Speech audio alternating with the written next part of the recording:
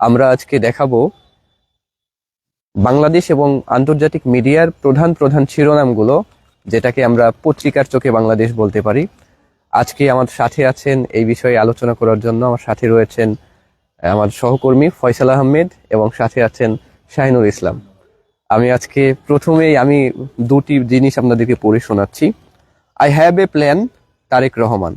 এটি প্রকাশিত হয়েছে কালের কণ্ঠে। এবং দেশে প্রত্যাবর্তনের এক অভূতপূর্ব দৃশ্য, উই হ্যাভ এ প্ল্যান, প্রথম আলোর শিরোনামে এটি এসেছে। আমরা একটু নিচের দিকের পত্রিকাগুলো বা নিচের দিকের হেডলাইনগুলো পড়ে দেখার চেষ্টা করছি। সংবর্ধনার মঞ্চ থেকে মাকে দেখতে গেলেন তারেক রহমান। এবং মূলত প্রথম আলো এরকমই একটি সাজিয়েছে, বিশাল একটি ছবি দিয়ে গণসংবর্ধনার যেই দর্শকদের উপস্থিতি, সেই উপস্থিতির ছবি দিয়ে একটি পত্রিকা সাজিয়েছে বা হেডলাইনটা সাজিয়েছে। আমরা কালের কণ্ঠ দেখার চেষ্টা করব, এটা একটু নিয়ে হেল্প করবেন। আমরা কালের কণ্ঠ থেকে দেখার চেষ্টা করব যে নিচে আর কিছু তারা চাপিয়েছে কিনা। আমরা এখানে দেখতে পাচ্ছি যে বিদেশি মিডিয়ায় প্রতিবেদন, সম্ভাব্য প্রধানমন্ত্রী তারেক রহমান। এটি কালের কণ্ঠ। আমাদের আন্তর্জাতিক ডেস্কে কথা আসবে, সেই সময় এটা হবে। সংকটকে চ্যালেঞ্জ জানিয়ে নিজের দেশে ফেরা, এটিও কিন্তু আসলে তারেক রহমানের দেশে ফেরা নিয়েই কথা হয়েছে। আমরা দুটি পত্রিকার বিষয়টা জানলাম, যেটা বাংলাদেশের মূল গণমাধ্যম বা মূল পত্রিকাগুলো বলা চলে। এবং এরপরেও বাংলাদেশের আরো কিছু গণমাধ্যমে আজকের প্রধান শিরোনামগুলো জানাবেন আমার সহকর্মী ফয়সাল আহমেদ। আমি স্বাগত জানাচ্ছি ফয়সাল আহমেদকে এবং আপনাকে অনুরোধ করছি পত্রিকাগুলো পড়ার জন্য। ধন্যবাদ মোনাইম ভাইকে। এতক্ষণ মোনাইম ভাই বাংলাদেশ জাতীয় পত্রিকার বেশ কয়েকটি পত্রিকার হেডলাইন আমাদেরকে শোনালেন। আমি এই মুহূর্তে আপনাদেরকে জানাবো বাংলাদেশ প্রতিদিনের প্রথম যে পাতায় বড় করে ফলক করে শিরোনাম করেছেন, সেটা হচ্ছে আই হ্যাভ এ প্ল্যান। এটা নিন। তারপরে জাতীয় পত্রিকা একটি শিরোনাম করেছে বড় করে প্রথম পাতায়, সেটা হচ্ছে সবাই মিলে গর্ব দেশ, দেশে ফিরে প্রত্যয়ী তারেক রহমানের। এটি কোন পত্রিকা? এটি হচ্ছে আজকের পত্রিকা। এটা নিন। তারপরে আপনাদেরকে জানাবো সমকাল পত্রিকা। সমকাল পত্রিকা আমাদেরকে জানিয়েছেন, প্রথম পাতায় বড় করে শিরোনাম দিয়েছেন, সেটা হচ্ছে সবার জন্য নিরাপদ দেশ গড়ার প্রত্যয়ে সংবর্ধনায় তারেক রহমান। নিচে যদি আসি তাহলে আরো অনেকগুলো শিরোনাম আমরা দেখতে পাবো। সেখানে হচ্ছে লেখা আছে অসুস্থ মায়ের পাশে তারেক রহমান এবং বিমানবন্দর থেকে পূর্বাচল পথে জনস্রোত। এটুকুই আমাদের কাছে। ধন্যবাদ আপনাকে। ধন্যবাদ ফয়সাল আহমেদ ভাইকে। আমি আরেকটি বিষয় যদি এখানে অ্যাড করি, এখানে বাংলাদেশ প্রতিদিনে লেখা আছে তারেক রহমান সুস্বাগতম। এটি জামায়াতের আমির ডাক্তার শফিকুর রহমান কিন্তু তারেক রহমানের দেশে ফেরাকে, সংবর্ধনাকে, দেশে ফেরাকে আসলে সুস্বাগতম জানিয়েছেন, সেটাকে এখানে ফলো করে লেখা হয়েছে।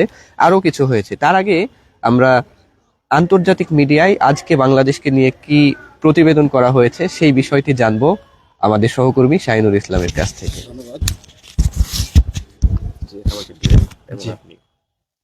ধন্যবাদ মোনায়েম বিল্লাহ। যেমনটি আপনাদেরকে জানাচ্ছিলেন, আমি আন্তর্জাতিক গণমাধ্যমে তারেক রহমানের দেশে ফেরা নিয়ে কি বিষয়, সে যারা কিভাবে ফলক ছাপিয়েছে বা প্রকাশ করেছে সে বিষয় নিয়ে আপনাদের সামনে কথা বলবো। শুরুতেই যদি বলি, নির্বাচনের আগে নির্বাসন থেকে ফিরলেন বাংলাদেশের সম্ভাব্য প্রধানমন্ত্রী প্রার্থী। এটি প্রকাশ করেছে মূলত রয়টার্স। বিবিসির তার যে মূল শিরোনাম করে, 17 বছর নির্বাসনে থাকার পর দেশে ফিরছেন বাংলাদেশের প্রধানমন্ত্রী পদপ্রার্থী। এএফপি লিখেছেন, সম্ভাব্য প্রধানমন্ত্রী তারেক রহমান বাংলাদেশে পৌঁছেছেন। মূলত বিভিন্ন আন্তর্জাতিক মিডিয়াতে বিভিন্নভাবে মূল শিরোনামকে তারা ফুটিয়ে তুলেছেন। আমি যদি দ্য নিউ ইয়র্ক টাইমসে যাই, তারা লিখেছে 17 বছর নির্বাসনে থাকার পর বাংলাদেশের সম্ভাব্য প্রধানমন্ত্রীর প্রত্যাবর্তন।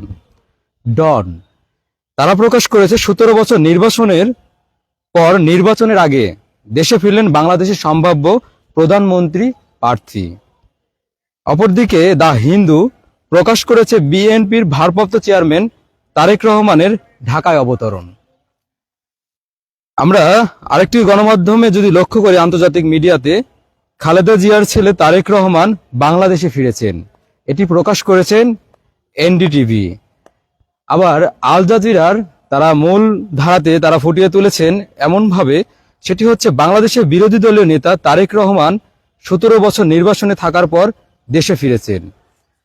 মূলত বিভিন্ন আন্তর্জাতিক গণমাধ্যম, দেশীয় গণমাধ্যম তাদের বিভিন্ন চিন্তা ভাবনাকে বা তাদের যে নির্দিষ্ট প্যাটার্নে তারা মূল যে ফোকাসটা এনেছেন বা আন্তর্জাতিক মিডিয়াতে যেটি প্রকাশ পেয়েছেন, তারেক রহমানের দেশে ফেরা, অর্থাৎ তিনি 17 বছর পরে যে প্রত্যাবর্তন করেছেন, সে প্রত্যাবর্তনের খবরটি বিভিন্নভাবে এটা প্রতিফলিত আমি করেছেন। এখানে আপনার কথাটা একটু অ্যাড করব বা আপনাকে একটি প্রশ্ন করতে চাই। জি। সেটি হচ্ছে যে বিভিন্ন মিডিয়াতে আমরা দেখলাম, রয়টার্স সহ আরো মিডিয়াতে জি। উল্লেখ করা হয়েছে বাংলাদেশের সম্ভাব্য প্রধানমন্ত্রী কিংবা পরবর্তী প্রধানমন্ত্রী। আসলে এই পরবর্তী প্রধানমন্ত্রী হিসেবে উল্লেখ করাকে আপনি আসলে কিভাবে দেখছেন? মানে এখানে কি তারা কি ধরেই নিয়েছে যে আগামীতে বিএনপি ক্ষমতায় যাবে, এরকম কি? না, দেখুন, অ্যাকচুয়ালি এটা এমনটি না যে হচ্ছে, ধন্যবাদ আপনাকে। আসলে তারা কিন্তু সম্পূর্ণভাবে বলে নাই যে হচ্ছে মানে তিনি প্রধানমন্ত্রী, কিন্তু তারা ধারণা করেছেন বর্তমান রাজনৈতিক মানে পর্যবেক্ষণ অনুসারে, এবং যেহেতু গণতান্ত্রিক রাষ্ট্রে দীর্ঘ সময় ধরে বর্তমান যে বিএনপির যে সংগ্রাম, তাদের যে বর্তমান রাজনৈতিক প্রভাব, সার্বিক বিষয় বিশ্লেষণ করে তারা এমনটি সমীক্ষা প্রকাশ করেছে। তারা এমনটি ধারণা করেছেন, যার আলোকে তারা মূলত এটাকে মূল শিরোনামে আনার চেষ্টা করেছেন বা শিরোনামে ফুটিয়ে তুলেছেন। আসলে আমরা এখানে ধারণা করতেই পারি, যদি শেষ পর্যন্ত আওয়ামী লীগ নির্বাচনে না আসে তাহলে বিএনপি পরবর্তীতে ক্ষমতায় যাচ্ছেন এবং তারেক রহমান প্রধানমন্ত্রী হচ্ছেন, এমনটাই আসলে গণমাধ্যমের চোখে আমরা দেখতে পাচ্ছি।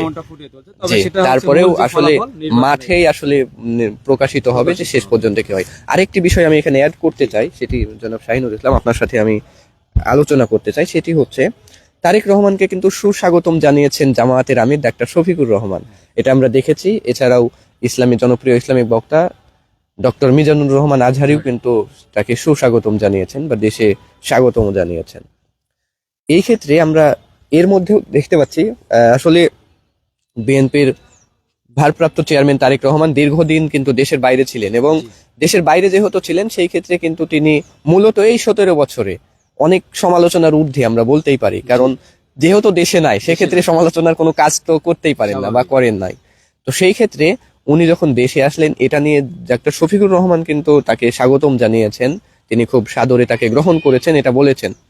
এই ক্ষেত্রে জামাতের অনেক সমর্থককে আমরা দেখেছি যে তারা হচ্ছে ফেসবুকে বা বিভিন্ন ভাবে, ফেসবুকে অনলাইন অফলাইনে সব জায়গাতেই দেখছি এটা নিয়ে ট্রল করছে যে বন্দির মতো হয়ে এই দেশে ফিরছেন, বা জামাতের আমিরের একটা ছবি দিয়ে তারা হচ্ছে তুলনা করছেন। এটাকে আপনি কিভাবে দেখছেন যে আসলে রাজনৈতিক সৌন্দর্য সেই সৌন্দর্য জায়গাটাতে এটা কি আসলে একটু বিশৃঙ্খলা সৃষ্টি হচ্ছে কিনা? ধন্যবাদ। অ্যাকচুয়ালি আপনি প্রথমে যদি আপনার কথাতে আসি, জামাতে আমির বা মিজানুর রহমান আজহারি যার কথাই বলি না কেন, শুধু তারাই যে স্বাগত জানাচ্ছে এমনটি না।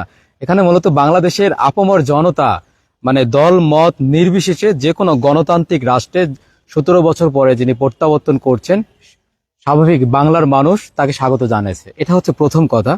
আর আপনার কথাটা হচ্ছে আসি জামাতে আমিরের বিষয়টা, মানে মূল ছবিকে, হ্যাঁ, তাদের দলের কর্মীদের বিষয়টাকে তারা আলাদাভাবে হাইলাইটস করেছে, এবং তারেক রহমানের প্রত্যাবর্তন, হ্যাঁ, বিভিন্ন সামাজিক যোগাযোগ মাধ্যমে এটাকে বিভিন্নভাবে ট্রল করেছে, যেটা আমরা বলতে পারি। বিষয়টা এরকম না, গণতান্ত্রিক রাষ্ট্রের মানে একটা সুচর্চা থাকবে, কিন্তু আসলে যে কোনো রাজনৈতিক নেতাকে এভাবে এমনটি ভাবে উপস্থাপন নাও করতে পারে আর কি, সেটা ইতিবাচক ভাবে মানে উপস্থাপন করতে পারে। এটা বিভিন্ন মাধ্যমে আমরা লক্ষ্য করেছি, ফুটে উঠেছে বা তুলে ধরেছে। তবে গণতান্ত্রিক রাষ্ট্রে এরকম বিভিন্ন আলোচনা সমালোচনা নেতিবাচক থাকবে, এরকমই আর কি। এটা থাকাটাও স্বাভাবিক আর কি, দেখা যায়। কারণ এটা যদি চর্চা না করতে দেন বা এমনটি চর্চা না হয়, তাহলে মূল যে গণতন্ত্রের যে চর্চা সেটা আসলে হবে না, এরকমই মনে হচ্ছে, বাধাগ্রস্ত হবে। ধন্যবাদ আপনাকে। আমরা একদমই শেষ পর্যায়ে চলে এসেছি, আমরা খুব বেশি লম্বা করব না, আমরা এখন অনুষ্ঠানের প্রায় শেষ পর্যায়ে চলে এসেছি। আমি একটি কথা বলতে চাই, সেটি হচ্ছে যে জনাব তারেক রহমান দেশে ফিরে এসেছেন, এবং কালকের বক্তব্যটাকে আমরা ঐতিহাসিক একটি বক্তব্য কিন্তু বলতেই পারি, যেখানে তিনি শুধুমাত্র দেশ গড়ার বিষয়েই কথা বলেছেন, বিরোধী দলকে দমন করার বিষয়ে কথা বলেন নাই, কারোর সমালোচনা করেন নাই, নিজের বাবার কৃতিত্ব তাকে তুলে আনেন নাই। ইভেন তার মা হসপিটালে, কিন্তু মাকে হসপিটালে রেখে কিন্তু তিনি আগে মায়ের কাছে দেখা না করেই আগে জনগণের কাছে, জনতার কাছে এসেছেন। এবং আসলে দীর্ঘ 17 বছর পর আসা, আমরা যারা প্রতিনিয়তই প্রত্যেক মুহূর্তে বাংলাদেশের মাটিতে আছি, আমরা হয়তো এই আবেগটা বুঝবো না। তো সেই ক্ষেত্রে আমরা চাই গণতান্ত্রিক একটি রাষ্ট্রে নাগরিক হিসেবে কোনো দলের পক্ষ বা বিপক্ষে না গিয়ে, আসলে সবাই তো চাই দেশ গড়তে। তো দেশ গড়ার ক্ষেত্রে বিশৃঙ্খলা আসলে কাম্য না। তিনি কিন্তু আপনার সাথে একটা যোগ করতে চাই আমি। জি। তিনি কিন্তু তার বক্তব্যে বলেছেন যে আসলে যেই ক্ষমতায় আসুক বা যেই দলই ক্ষমতায় আসুক, রাষ্ট্র ক্ষমতায় আসুক, তাকে আমরা সকলে মিলে দেশ গড়ব। আমরা দেশের একজন নাগরিক হিসেবে এবং দেশের মানে মঙ্গল কামনায় আমরা আশা করব যেন দেশ গড়ার ক্ষেত্রে এই যে ট্রল করার বিষয়টা বা ছোট করে দেখার বিষয়টা, এই বিষয়গুলো যেন আমরা এড়িয়ে যাই এবং দেশ গড়ার ক্ষেত্রে যেই আসলে দেশ গড়ার জন্য সঠিক প্ল্যান নিয়ে যেই সামনে আসবে আমরা যেন তাকে স্বাগতম জানাতে পারি রাজনৈতিক স্বার্থ হাসিলের আগে।